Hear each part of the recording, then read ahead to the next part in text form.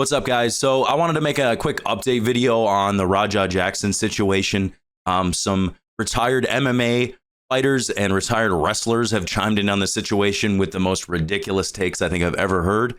So let's start off with Chael Sonnon and what he had to say about this. So the police are in possession of a video which is highly against the law unless Stu comes out as a performer and says this was agreed upon. If Stu was to come out, it would effectively end his time in professional wrestling. Back in the territory days, there was a number of bookers that would tell the boys, everybody's got a camera now. You got it right on your phone. But it didn't used to be that way back then. And these guys would go out to the taverns, and the promoter and booker would tell them openly, you can go out and you can go to the local bars. If any of you get beat up in a fight at a local bar, you're fired.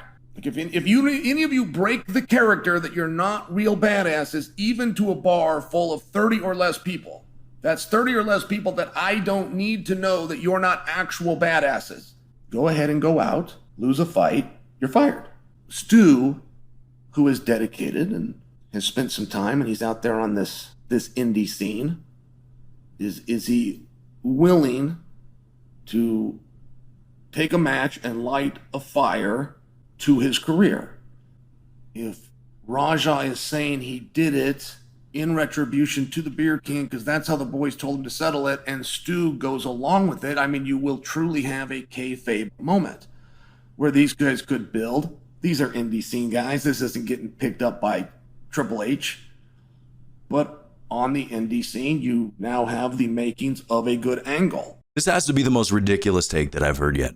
He's talking about the territory days. If you're unaware of what the territories were, before WWE had a monopoly on wrestling, different cities had their own wrestling organizations, such as Memphis Wrestling. Not only that, the proverbial curtain on whether wrestling is fake has been pulled back now for, 30, 40, 50 years as well. So this would not negatively affect Psycho Stu's wrestling career at all. If anything, it might help it, where people would just come out to show support after what he went through. And why on earth would Stu go along with this and try and kayfabe it into some indie wrestling angle when this man almost killed him in the middle of the ring? He has missing teeth. He has broken bones in his face. Why would he try and continue some sort of story with Raja for what?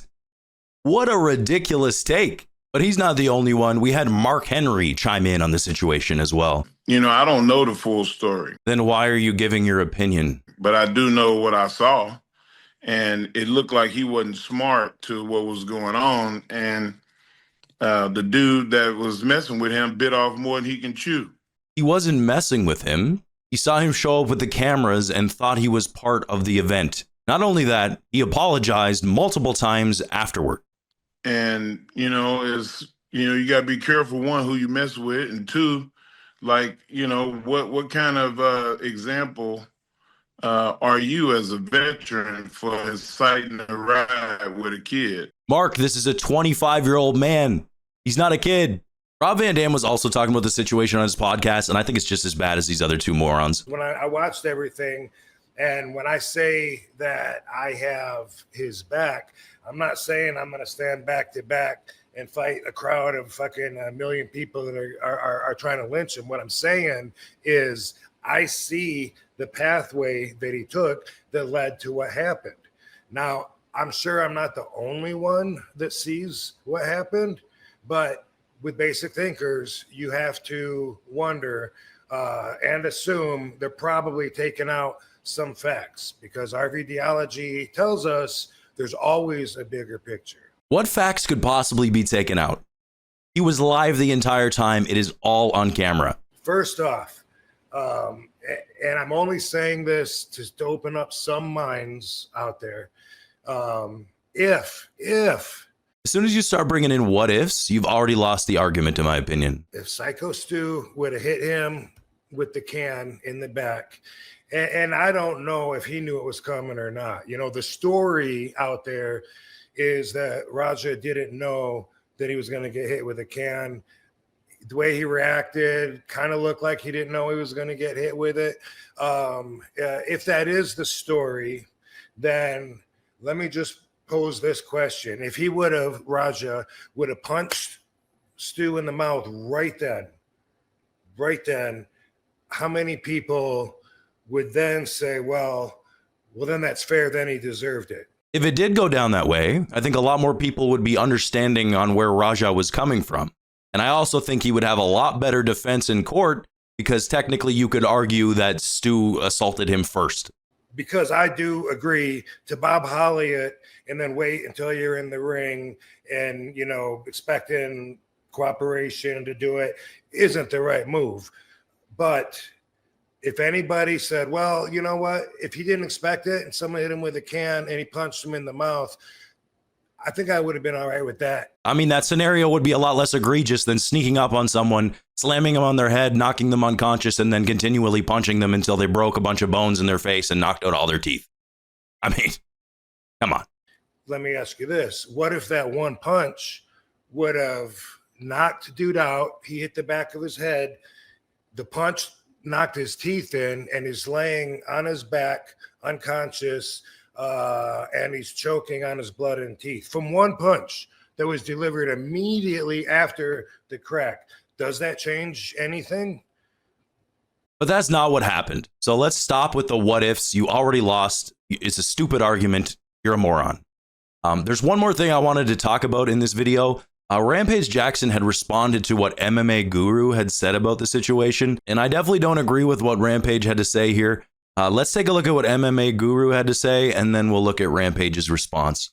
Brother, dumb animal, put him in a cage, straight up. Not a human, not allowed in society. Control yourself, dumb bitch. Fuck him. The whole thing is unfortunate. But for MMA Guru to say all that racist shit about my son, like I wasn't gonna see it, you know what I'm saying? Nobody wants to hear a bunch of racist shit about their son, no matter what race they are. He must don't have kids himself. What'd he say? I don't want to repeat what he said, but he said a whole bunch of. He said like he showed his racism, basically what he did. Like I'm from the South. The stuff he said, only racist people say. A lot of racist people came forward and said stuff and DM me racist shit. It don't bother me because I don't care about racist people. But MMA Guru, he has a platform. Yeah. And he should stay neutral because he's giving his opinions on fights and stuff like that. So now people gonna be watching him when black fighters fight and the shit he say.